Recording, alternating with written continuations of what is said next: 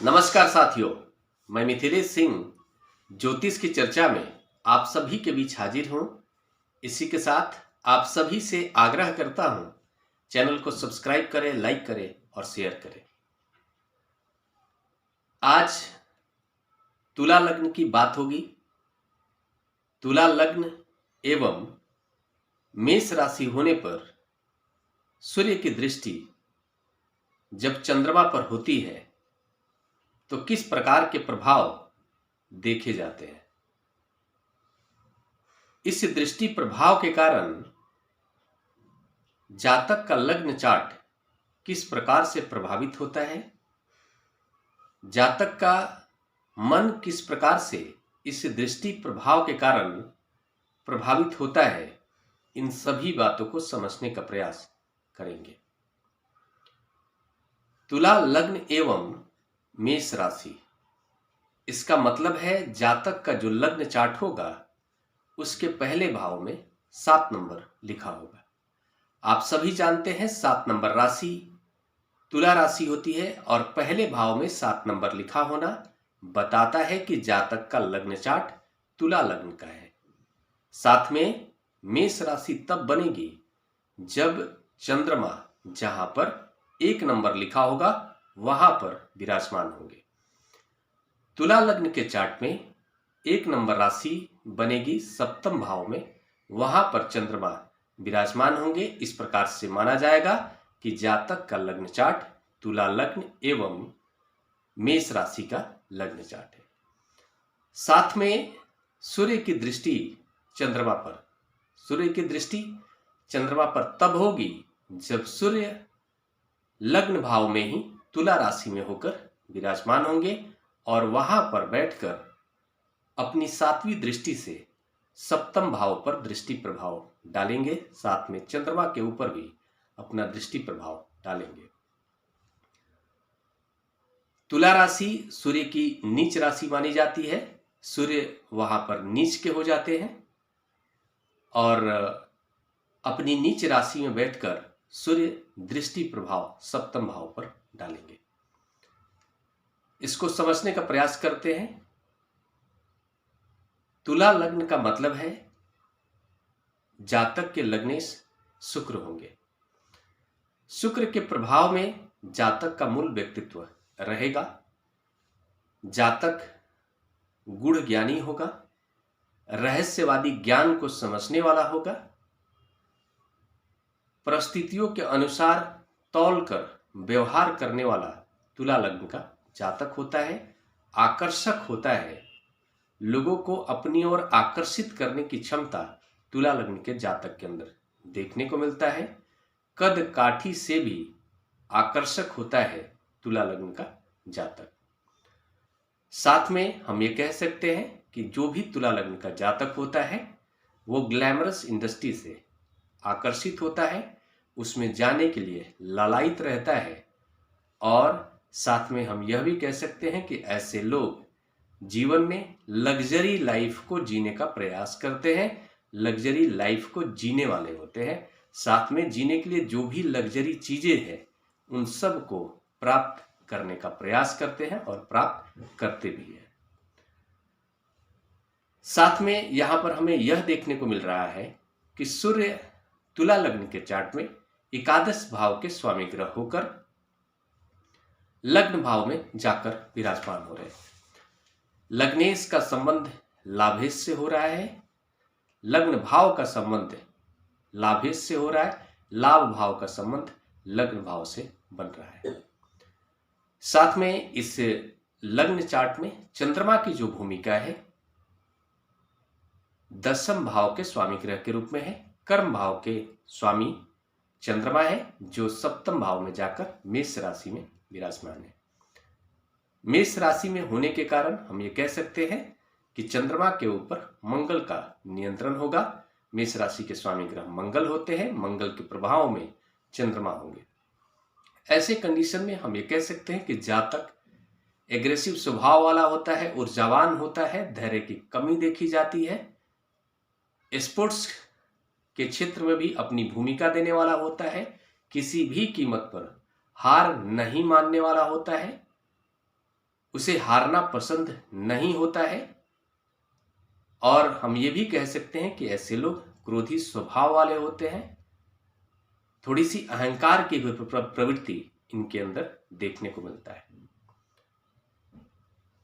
साथ में यहां पर कर्म भाव का संबंध सप्तम भाव से हो रहा है, तो हम ये कह सकते हैं कि जातक के जो जीवन साथी होंगी, हो सकता है कि उनका संबंध जातक का जो कर्म स्थान हो उससे लगा हुआ हो, उससे जुड़ा हुआ हो। जातक की जो माता होंगी, माता का जो भी कार्य क्षेत्र होगा उस क्षेत्र से जुड़ा हुआ जातक का भी कार्य क्षेत्र हो सकता है। जातक की माता पक्ष के जो लोग होंगे उनके कार्य क्षेत्र से जुड़ा हुआ भी जातक का कार्य क्षेत्र हो सकता है। यहां पर हमें यह देखने को मिल रहा है कि सूर्य तुला राशि में जाकर लग्न भाव में विराजमान है। सूर्य के बारे में हम ये कहते हैं कि लग्न भाव में जब सूर्य आते हैं तो जातक के अंदर लीडरशिप क्वालिटी को बढ़ाते हैं, नेतृत्व करने की क्षमता ला कर देते हैं, वक्तव्य करने की क्षमता देते हैं। हमें कह सकते हैं कि ऐसा व्यक्ति भीड़ का केंद्र बिंदु बनने का प्रयास करता है, समाज में शोहरत भी हासिल करता है। साथ में उसके अंदर अहंकार की प्रवृत्ति भी बढ़ती है, एग्रेसिव स्वभाव वाला भी होता है, व्यक्तित्व में ऊर्जा की मात्रा बढ़ती है। लेकिन एक और बात है, यहां पर सूर्य तुला राशि में जाकर बैठे हैं, एकादश भाव के स्वामी ग्रह होकर। तुला राशि नीच राशि होती है, तुला राशि के स्वामी ग्रह शुक्र, और शुक्र के साथ जो सूर्य का संबंध है वो नकारात्मक है। जातक को अपने जीवन में संतान को लेकर के समस्याएं देखनी पड़ सकती है। सूर्य के साथ जब भी शुक्र का संबंध होता है संतान उत्पत्ति में दिक्कतों का सामना करना पड़ता है। और एक और बात है कि सूर्य जब तुला राशि में जाकर बैठेंगे, नीच राशि में जाकर बैठेंगे, तो जातक को जो भी सकारात्मक प्रभाव सूर्य के कारण होता है उन सभी सकारात्मक प्रभाव में कमी आ जाएगी और इवन वो अपोजिट उसका इम्पैक्ट देखने को मिलेगा।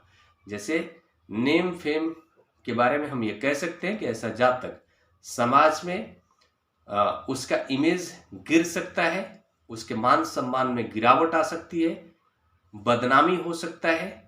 और हम ये भी कह सकते हैं कि तुला राशि में बैठने के कारण जातक अपने जीवन काल में धन को प्राप्त करने के लिए लोगों के प्रवाह की चिंता किए बिना कोई ऐसा कार्य कर सकता है जिससे लोगों को नुकसान भी हो, लेकिन उसे भले चाहे धन की प्राप्ति हो जाए लेकिन उसमें उसके मान सम्मान की भी हानि होगी, बदनामी होगी।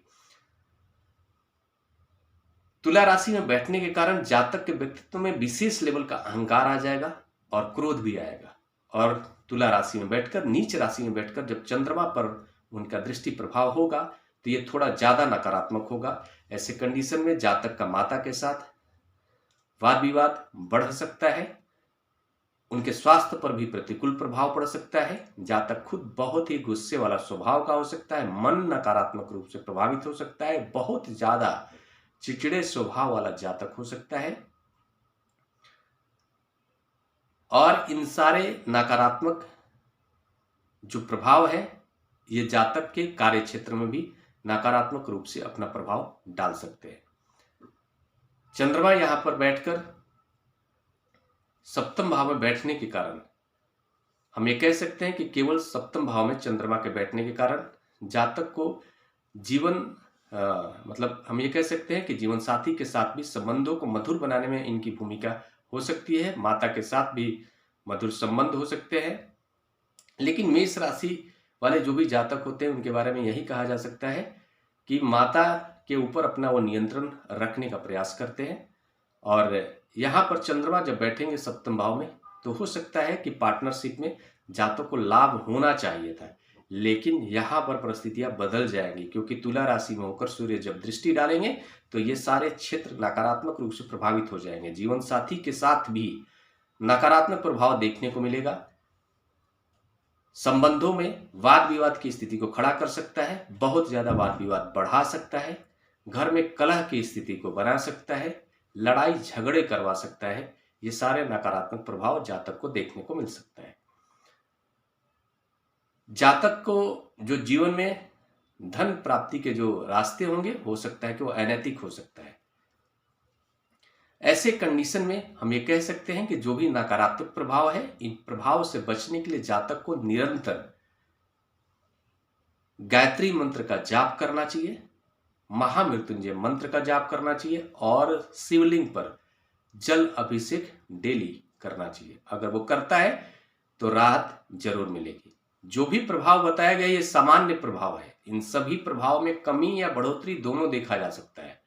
वो डिपेंड करेगा सभी ग्रहों का प्लेसमेंट किस प्रकार का है, सभी बाकी जो ग्रह हैं वो कुंडली में किस प्रकार से प्लेस्ड है, कितने सकारात्मक होकर प्लेस्ड है, किस भाव के स्वामी ग्रह के साथ है, किस भाव के स्वामी ग्रह से दृष्ट हो रहे हैं, कितने डिग्री पर है, किस नक्षत्र में है, सब कुछ देखना होता है। तभी जाकर के पूरा प्रभाव पता चलता है। ये सामान्य प्रभाव है। इसी के साथ आप सभी के बीच अगले विषय पर बात करने के लिए उपस्थित होऊंगा। तब तक के लिए मेरा नमस्कार।